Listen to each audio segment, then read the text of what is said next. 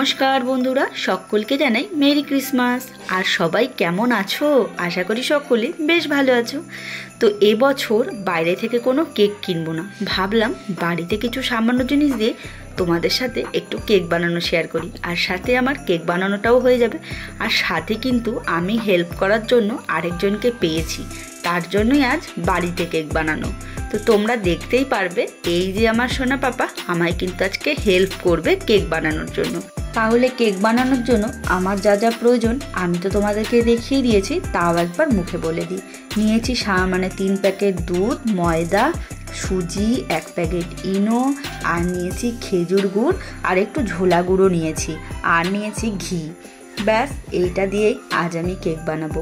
তার আগে আমি একটুখানি 2 প্যাকেট দুধের না একটু ছানা বানিয়ে নেব। এই দেখো দুধের প্যাকেট ছিটতে ছিটতে আবার একটু হাতটা চেটে নিচ্ছে। তাহলে এবার দুধটা গরম বসিয়ে দিই। দুধটা একটু যখন জাল হয়ে যাবে তারপর ছানা কাটবো। তো ছানা বানানোর জন্য আমি যেটা নেব সেটা হচ্ছে ভিনিগার। 2 চামচ ভিনিগার নেব, আর তার মধ্যে সামান্য একটু জল নেব, গরম জল। তো আমি না আগে ছানা কাটতে পারতাম না একদমই, তারপর ইউটিউব দেখে দেখে আমি এই ভিনিগার দিয়ে ছানা কাটাটা শিখেছি। সত্যি ভীষণ ভালো হয়। প্রথমে একবার লেবুর রস দিয়ে চেষ্টা করেছিলাম, কিন্তু আমারটা ভালো হয়নি। তারপরে যে ভিনিগার দিয়ে করছি দেখছি না বেশ ভালোই কিন্তু হচ্ছে। আর এই দিকে একটু পাটালি গুড় হাত দিয়ে ভেঙে নিচ্ছি। চলো তাহলে ছানা কাটাটা শুরু করি। এই যে দুধটা যখন ফুটে উঠেছে অল্প অল্প ভিনিগার জলটা দিচ্ছি, আর অল্প অল্প করে নাড়া দিচ্ছি। এইভাবে করতে করতে সুন্দর কিন্তু ছানা হয়ে যাবে। আমার ছানা কিন্তু তৈরি হয়ে গেছে। আর এক পাশে এবার একটু দুধ জাল দিয়ে নেব, কারণ আমি যখন ওইটাকে গোলাবো তখন আমার একটু দুধ লাগবে। আমি জল ইউজ করব না, আমি দুধ দিয়েই করব। তো আর 1 প্যাকেট দুধ আমি গরম বসিয়ে দিয়েছি। আর এই যে ছানাটাকেও ভালো করে ঢেলে নিলাম। এইবার ভালো করে জল দিয়ে ধুয়ে নেব। আর একজন দেখো আমি কোনো কাজ করতে দিচ্ছি না বলে তার ভারী রাগ হয়েছে, সে আবার গালে হাত দিয়ে বসে আছে। তো ছানাটা তৈরি করে এইবার আমি ভালো করে চিপে নিচ্ছি যাতে একটুও জল না থাকে।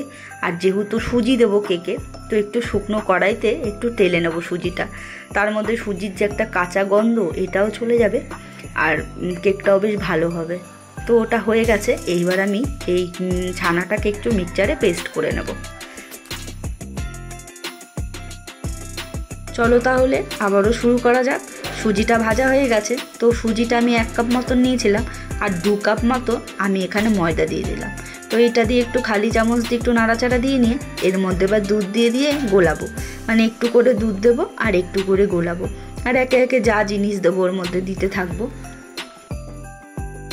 এরপর এর মধ্যে দিয়ে দিলাম পেস্ট করা ছানাটা। আর এই যে আমি এগুলো মাখতে রয়েছি, সে তো রাগ করে বসেই আছে যে তাকে কেন কিছু আমি করতে দিচ্ছি না। চলো সে তাহলে রাগ করুক, আমি আমার কাজটা করি। আবার তাকেও একটু নাড়াতে দিতে হবে। বলছি দাঁড়া শোনা, আমি পুরোটা একটু কমপ্লিট করে নিই, তারপরে তোকে দিচ্ছি। সে তো রাগ করে বসেই আছে। তো এর মধ্যে দিয়ে দিলাম গুড়টা, একটু ঝোলা গুড়, আর ওই পাটালি গুড়টা যে একটু গুঁড়ো করে রেখেছিলাম হাত দিয়ে সেটা দিয়ে দিলাম। আর দিয়ে দিলাম 1 চামচ ঘি। এইবার ভালো করে এটাকে আমি নেড়ে নেব। ঘিটা দেওয়ার সময় আমি বললাম সোনা দিবি তুই ঘিটা? বলছে না দেবো না। তা বললাম আয় না একটু দে। তারপরে আবার একটু হাতটা দেখলাম বাড়ালো, তো তার হাতটা ধরেই 1 চামচ ঘি দিয়ে দিলাম। তো এই যে আমি আবার একটু নাড়ালাম, এখন সে নাড়াবে। এইরকম একজন পাশে থাকলে রান্না বান্না করতে কিন্তু কোনো কষ্ট নেই, ঝটপট কিন্তু তোমাদের রান্না হয়ে যাবে। আর এই যে বাচ্চাদের যে আনন্দ, সে যে হাতে করে একটু করছে, এটা কিন্তু তার ভীষণ একটা ভালো ব্যাপার। সেও ভাববে যে না আমি কেকটা বানিয়েছি, এটাই কিন্তু খুব আনন্দ। পরবর্তীকালে কোনো কাজের সময় না ওরা কিন্তু এগিয়ে আসবে। আর এমনিতেও আমাদের সোনা না সবসময় বলে মামি এটা করব ওইটা করব, এইটা ওর মধ্যে খুব আছে। তো চলো এদিকে আমি ওটা ভালো করে গুলিয়ে নিয়েছি। এইবার আমি কড়াইটা গরম বসিয়ে দিয়েছিলাম, তো কড়াই গরম বসিয়ে এর মধ্যে দিয়ে দিলাম বালি। তো বালিটা হালকা গরম হবে, তারপরে আমি কেকটা বসাবো। তো ওইদিকে বালি গরম করতে দিয়ে এসেছি।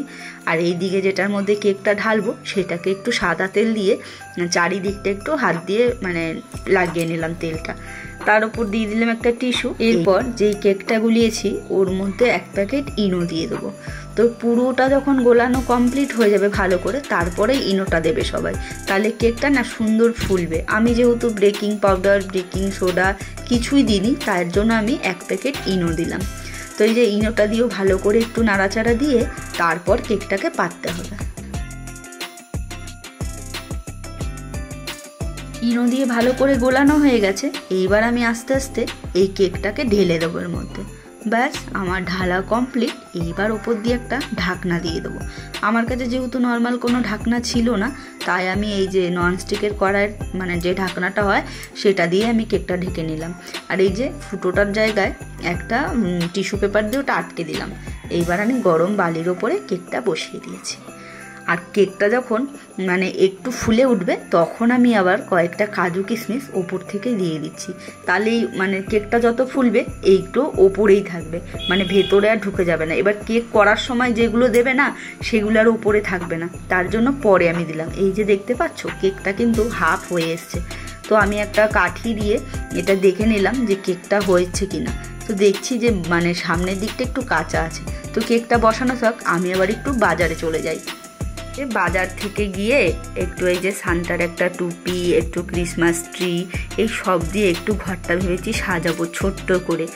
কার জন্য বলো তো? তার জন্য, আমাদের সোনা পাপার জন্য। সে তো সামান্য জিনিসেই খুব খুশি হয়ে যায়। তো ওর মামাকে বললাম চলো কিছু একটু কিনে নিয়ে এসে একটু সাজিয়ে দিই। সে যে ক্রিসমাসের আগে যে কত গল্প শুনেছে আমার কাছ থেকে সে আর কি বলবো। মানে তার একটা মানে কি হয় মামি, কি হবে, মানে মাথা পুরো খারাপ। এই যে সব কিনে নিয়ে বাড়িও চলে এসেছি। এইবার এসে দেখছি আমার কেকটাও কিন্তু হয়ে গেছে। আগে একবার দেখেছিলাম একটু কাঁচা ছিল, এইবার দেখছি পুরো হয়ে গেছে। তো কেকটা কেমন হয়েছে? সুন্দর হয়েছে?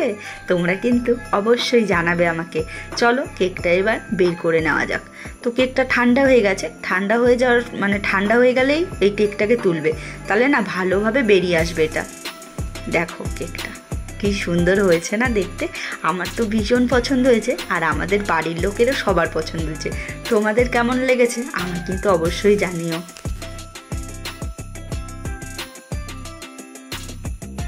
এই যে আমাদের কেক বানানো কমপ্লিট। আর তার হাতে যখনই দিয়েছি তার তো দেখে ভারী মজা। আর বলছে আবার জিভটা দেখো কেমন বার করছে।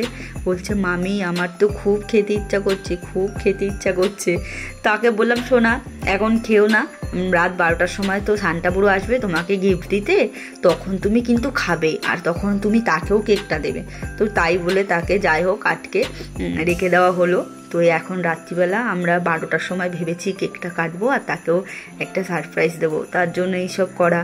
তো সে না দরজা মানে আটকে আমাদের কাজ করতে হচ্ছে। সে ওই পাশের ঘরেই আছে, মানে একটু যদি আওয়াজ পায় না তাড়াতাড়ি করে চলে আসবে।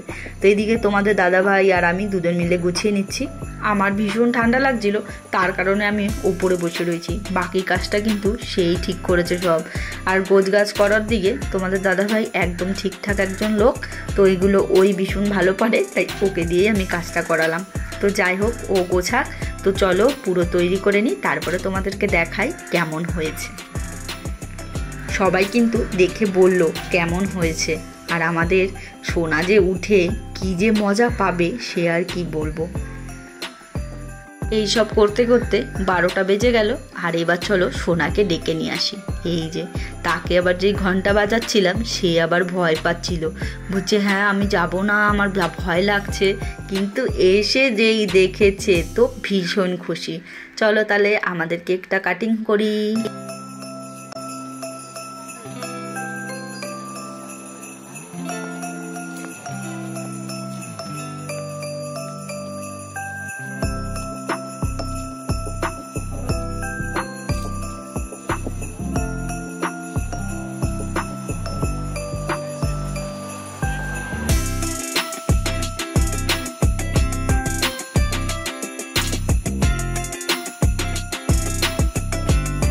তো আমাদের কেক কাটা শেষ, কেক খাওয়াও হয়ে গেল। তো আজকের মতন ভিডিওটা এখানেই শেষ করছি।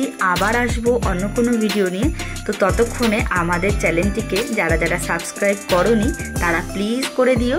আর আমার সাথে থেকো, আমার পাশে থেকো। ভালো লাগলে অবশ্যই একটা লাইক করো। আজকের মতন এইটুকু, বাই বাই।